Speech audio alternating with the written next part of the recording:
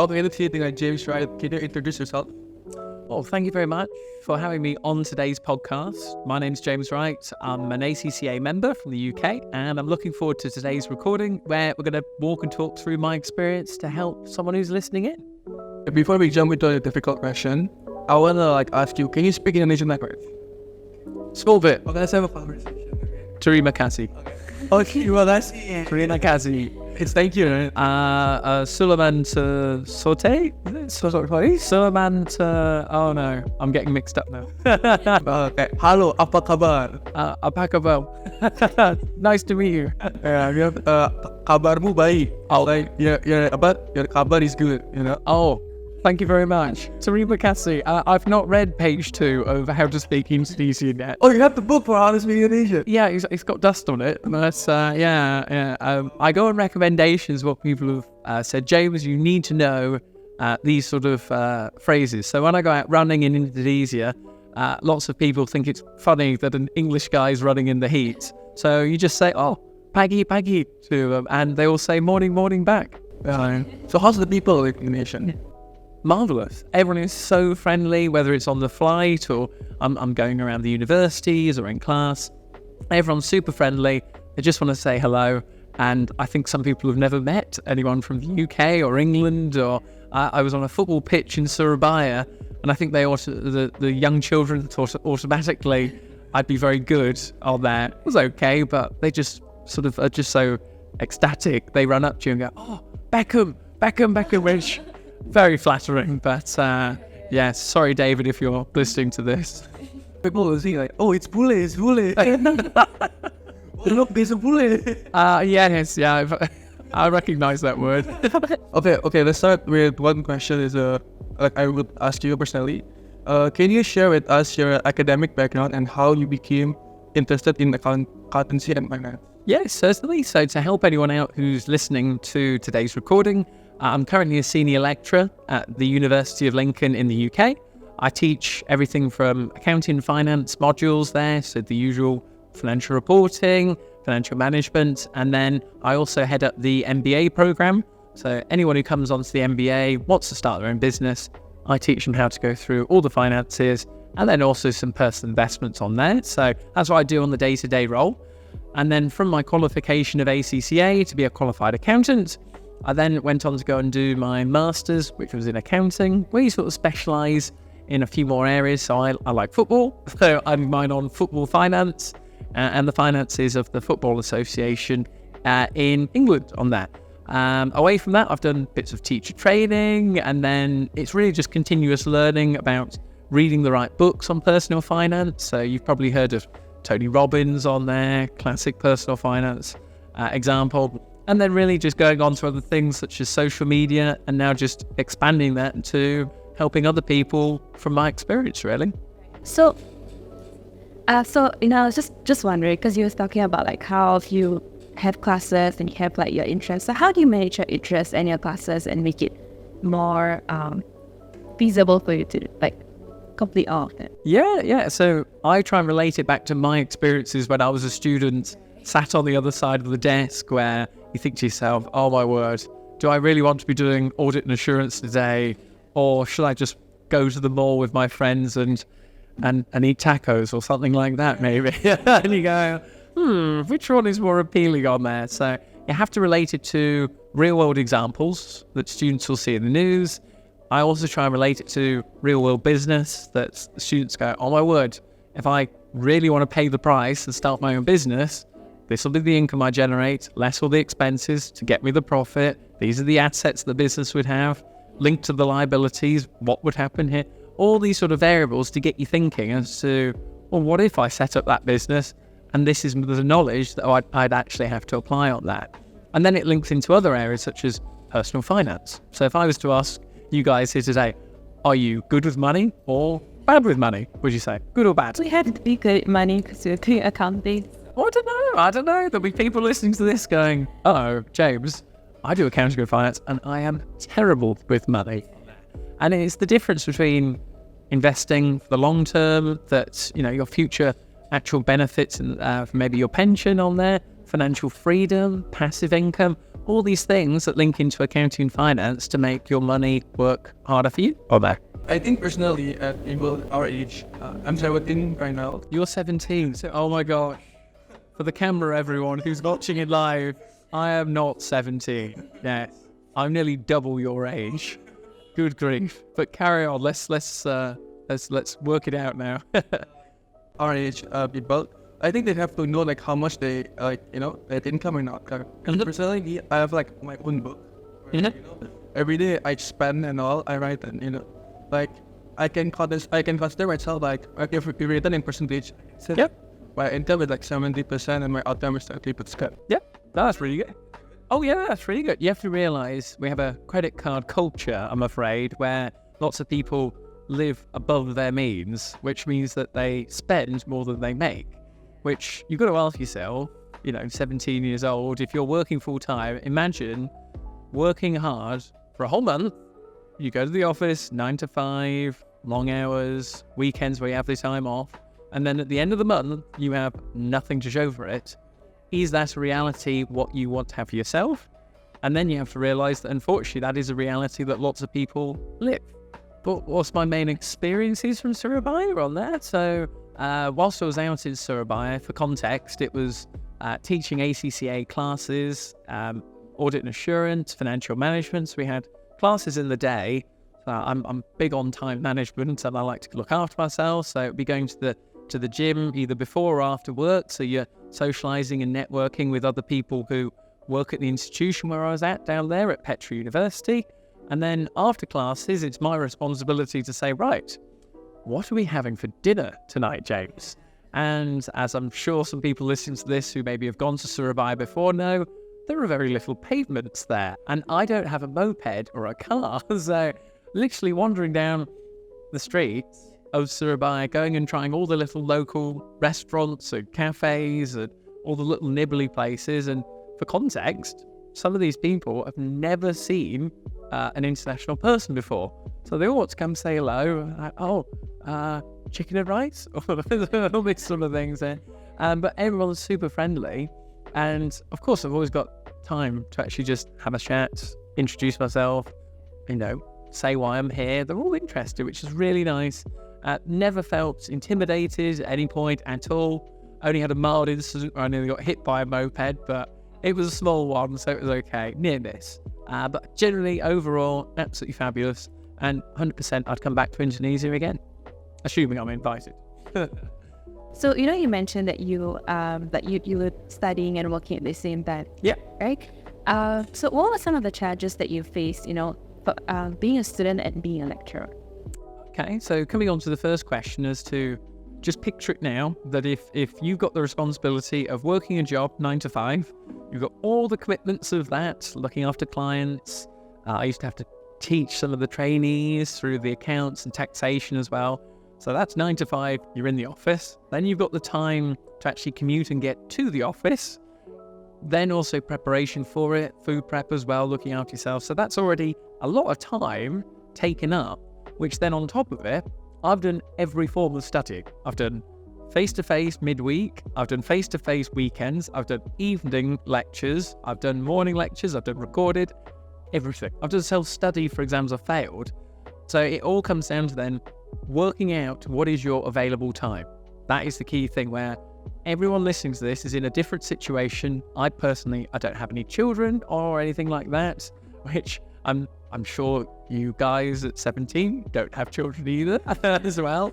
But it's a case of there are young people who have some children, or maybe you're doing your ACCA later on into your life, and then you're changing career.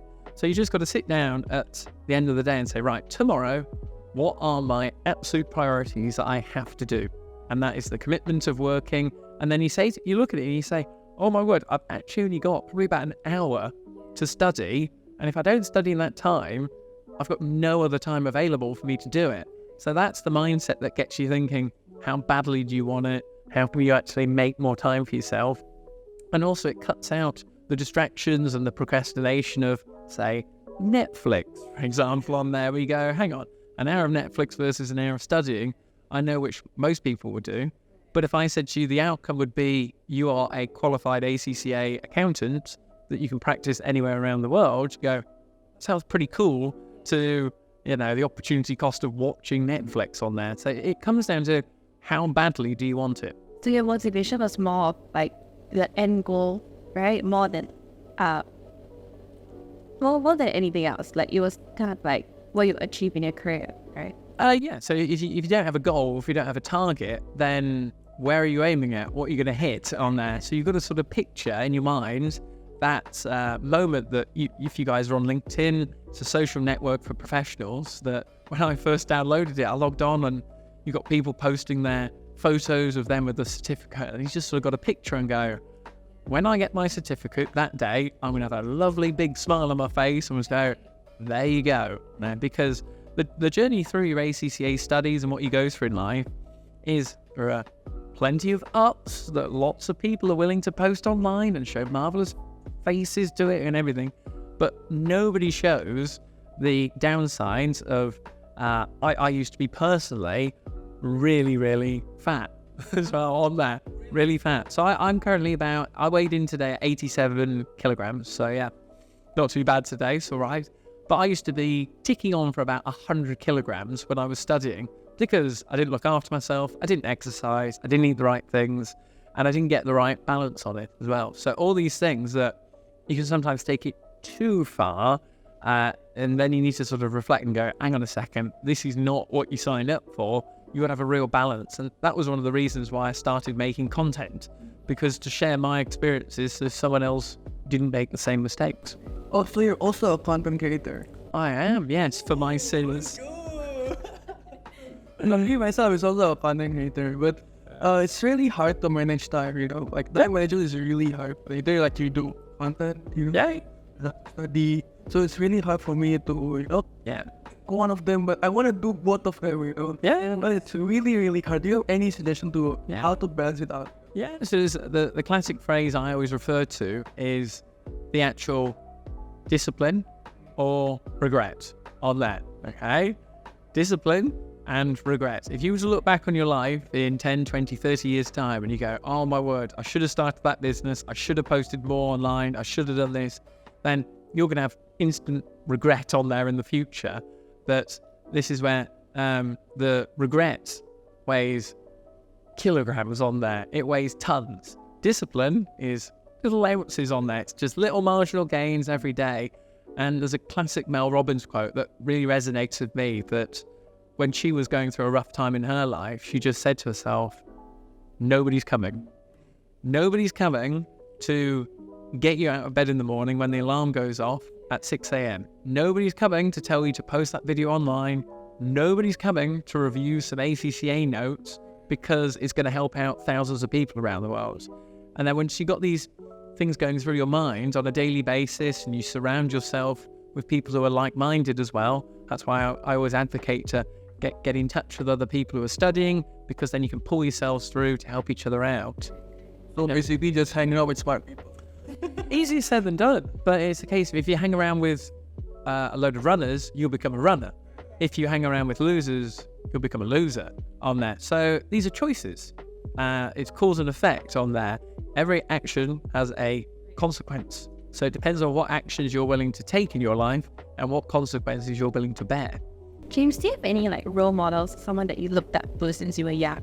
Oh my word, good grief. I would have to say my dad, first of all, because, it's like, I'm one of 5, and I was used to see, sorry mum if you're listening to this, but the hours you used to put in for commuting, which was at one point nearly 2 hours one way, I believe it was, on there, it is a case of you see that with your eyes and the commitment and the discipline that he had, you go, oh my word, if I had half of that, what could you achieve on there? And then from a professional point of view, he's sadly no longer with us, but for anyone who's interested in business and mindset, there's a chap called Jim Rohn out there who used to run a sort of vitality business of sort of supplements, and he changed his business career into speaking, and he talks about what is your why have you not started, why not now, all these sort of things that resonate in my mind now. Oh my gosh, imagine I had him as a mentor, or someone like Tony Robbins, There's a guy called Charlie Redding who I attended one webinar online, and that guy is amazing about the stuff he puts out. And we keep in contact to this day. I see him every year. We go to networking events. These are people I want to hang around with. That's it. So the advice is find people are doing the thing that you want to do, and then reach out to them, or just put yourself in a position where you can actually be in their presence. Well, with the powers that be of ACCA listening to this, I would not recommend you cheat. As well, for complete honesty and disclosure for the podcast, there are students who are found to be caught cheating every year. You can go onto ACCA's website and they disclose all of it on there. And if you are caught cheating on the CB platforms, anything like that, you're given a massive fine, first of all, and you're no longer allowed to become a member, because that is unethical behaviour. And it's not one of these, I didn't mean to do it. No. You demonstrated poor ethics. We don't want you, which I think is a really good stance to have. And it's a lesson that anyone listening to this, if you read PQ magazine, for example, free magazine for accounting students that Graham, my friend, writes, they document in there students who are caught cheating, so that it shows as a warning to others as to can't do that, can't get away with it. So, because the whole point of ACCA is about ethical behavior, So it's what the demand is in the market for ACCA qualified members, and from that, the prestigiousness of it and that feeling when you passed all your exams, you've done your ethics module, you ticked off all that experience, you go, oh my word, it's not easy. Not everyone can do this, and that's how it should be on there. It's prestigious, and it will continue to be. What are some of the more rewarding aspects of being a member of? So when I was in your position, 17, 18, when I was going to university, and I'm sat there in a lecture hall, and one of the first professional bodies that we got introduced to was ACCA, and you think to yourself, gosh, this is a global body. Are they really going to think about a lad from Lincoln who sat there, who doesn't really know much about life and can't cook and all this sort of stuff? Fast forward to when I first started working, studying and working at the same time. Again, you sort of think, I'm doing the exams, I'm meeting other people, other students. It's still a massive global body that I don't really know anyone. And then it was only until I sort of put myself out there and just went, oh my God, what if I gave a few talks or just sort of reached out to say, do you need any help? And you'd be surprised, there are network panels all around the world. And from just being proactive and reaching out, it's led to us talking today on this podcast, for example, and you get asked to be part of committees and advisory boards. And we actually set up a sort of program as to getting ACCA students from around the world to sit on an advisory board. And it is fantastic to hear that other students around the world could network with each other and then offer advice how to improve the professional body. I remember being sat there on this webinar going, this is bonkers. I'd never have thought this could have happened, but the ACCA team backed it. And we're going to be doing more and more collaborations on that. But what inspired you to start networking? Because you mentioned that your LinkedIn profile, your Instagram, and I saw like a lot of your posts, and it's very interactive, So what inspired you to start this? I would say, first of all, I never really had that sort of role model when I was sort of going through university. I had good mentors at work that could help me produce accounts, all the taxes and whatnot. But then the real professional growth, where you add value to the market, I went, hang on, I'm going to have to learn this myself. There are people out there, you can find them online. But the bottom line is, I didn't have anyone local around me. There were sort of people who, use LinkedIn a bit here and there. And I used to get laughed at by my friends, just there going, what are you doing posting on LinkedIn about you read this article or you've attended this webinar? And They're just jealous. well, they weren't interested in it. But it's the compound effect that I don't think about it short term. I think about it long term, building collaborations, and you've got to have the foundations to start off with. That's like with the LSAF. Today here, we're doing the podcast with the team, and we'll be doing more and more collaborations down the line. And we'll look back on this today and go, oh my word, look where we've come from, the podcast. Obviously, the first one is it's Genesis today, but it's a case of it's only going to get bigger on that. The content will only get wider, and just I've seen students who have just taken the advice posted on LinkedIn, for example, and secured the job they really want, or they've got the confidence to post on there. So all these little things that I've been in that situation where you think, oh my word, I'm going to push the post button, I'm going to do it. And you think, oh my gosh, what if so-and-so sees it? But when you get to my stage now, you go, it really doesn't matter. Or it really doesn't matter. Yes, so it's a case of just giving someone that confidence to say, here's best practice, try it, and then thank me in a year or two's time when it pays off. Yeah. So what kind of content you do? Great TikTok or So it's a variety at the moment. So it's video content and also posting online photographs. But usually in terms of platforms, I do YouTube, TikTok, Instagram. I don't do Facebook. Sorry, Zuckerberg on there. But my mum is on Facebook. I know. So yeah, my target market is not. They're always on Facebook. Yeah, I know. Mom's on Facebook. That's a whole different kind of podcast. But in all honesty, I started off with content, just posting photos on LinkedIn to my professional network. And I think it was only the jump when I actually said, right, I'm going to start up a professional Instagram account now, a professional YouTube and TikTok. So I have a personal account, which my friends, I post once a month so that they know I'm alive. And then if they want to, they can follow the professional stuff and they can support if you want. I went through a stage of, let's try and post the professional stuff on the personal account. Not interested. They're not interested. Well, why do you post photos of your cats, James? Because that's, okay, cool stuff.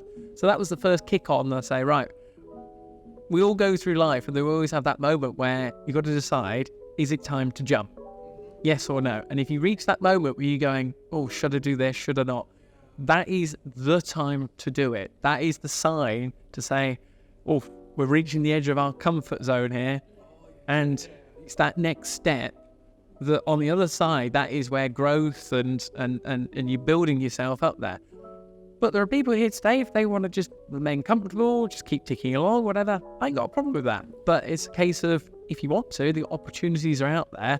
And we have it now even more with technology, that we are only one or two messages away from contacting the person who you want to be in contact with. It comes down to the bottom line question of asking yourself, and I'd recommend for you guys, is what do you want? Yeah, what do you want from What do you want? It's a case of, if I said to you tomorrow, what would be your perfect day? And not this, oh, I'd sit on the beach just with a towel or whatever, or just swim and bop around.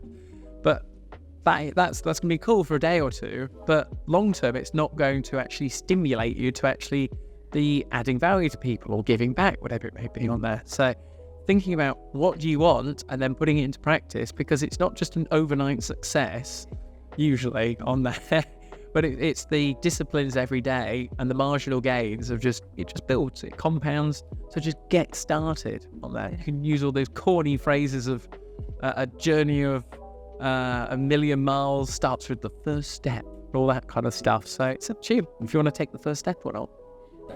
On a more lighthearted topic, what is some of your memorable moments in school? Oh my word, in school now. Oh my word, that's a long time ago on there. Oh my word. So all the girls like you?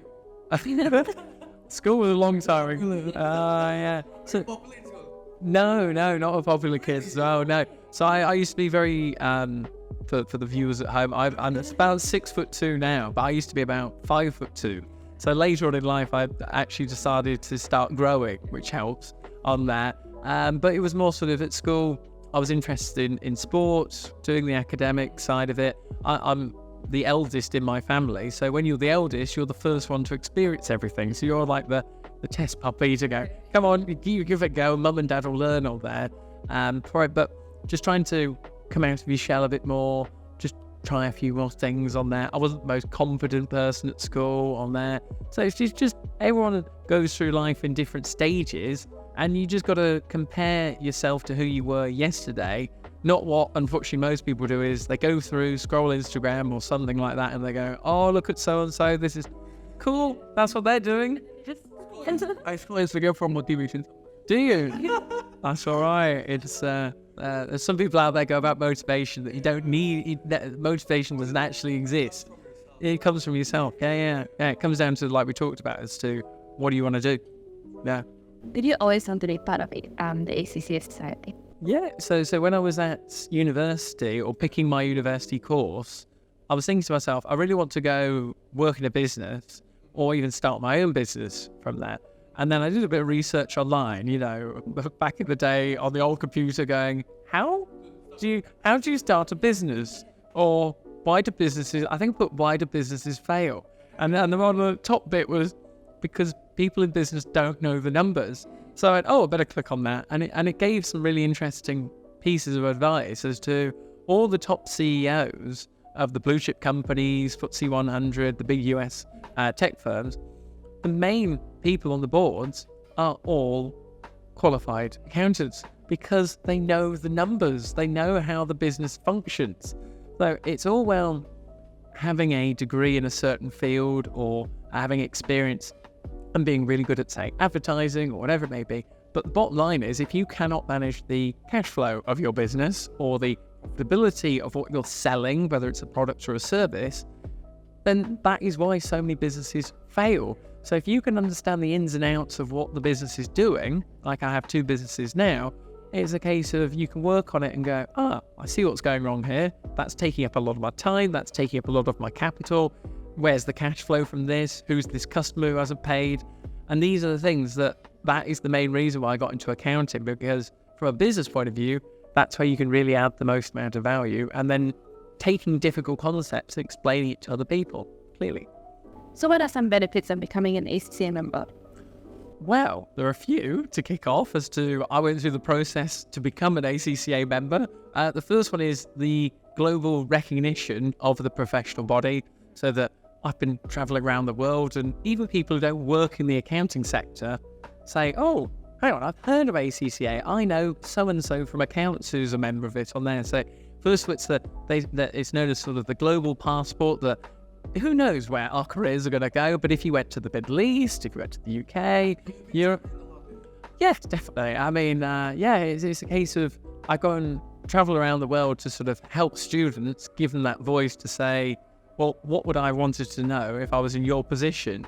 And by doing the qualification of ACCA, one, it teaches you all the fundamentals of accountancy on there. So everything from how to report, financial statements, taxation, audit on there. It gives you a good roundedness that no matter what company you go and work for, in practice or in industry, you will be able to add value and develop the skills that fulfill the role that you want to go into. But lots of business owners, another benefit, who are qualified accountants, go into running their own business because they understand the numbers and they think to themselves, wow, all this stuff that I've learned through the qualification, I can now apply to help me out both from a business perspective and in your personal finances. So there's so many positives to it on there, and with just some of the reasons why when I first started working, I had options.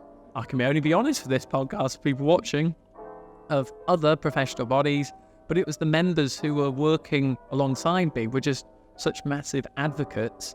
And from there, that's where I always want to give back and help students out and other members, just sort of say, I was in that situation, didn't really know what I was doing, but they sort of showed me the way, and then I've helped out ever since on there. So I hope that helps as just a few little benefits as to why it could be the decision of someone saying, yes, let's begin my ACCA journey, and then where you get to being qualified. So maybe I should ask you the question, why did you guys pick to choose to study ACCA? Okay, I've thought about it since I was young. First, it was about being a chartered accountant. So it was kind of like, how do you say it? Like, I was just, I've always loved numbers. You always, No one likes number. What do you mean? oh, Sometimes I get confused to see the time, you know. Oh my gosh. I need more. Just kidding, I'm just kidding. Carry on. yeah. So I've always loved numbers. So I've always tried to. My end goal is always to be a CA. So I found out about this program maybe like last year, July. So then I immediately enrolled. So I've been here for like about a year now. Any of your family members accountants that maybe gave you some guidance? Interesting. Same for me as well. I mean, no, my parents work as doctors, nurses, brothers in marketing and all this sort of stuff. No accountants at all. Yeah, I was just interested in business. But what about yourself? Why did you choose to go ACCA, Romeo? That's so sweet. I'm gonna be successful, like you, Frank. Oh, that's very sweet. Hopefully my medical insurance will cover that. It's alright.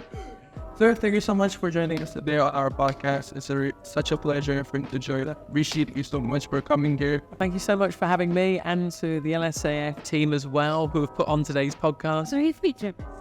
Oh my word. That's alright. It's time for me to go. See you later, Amor. See you later.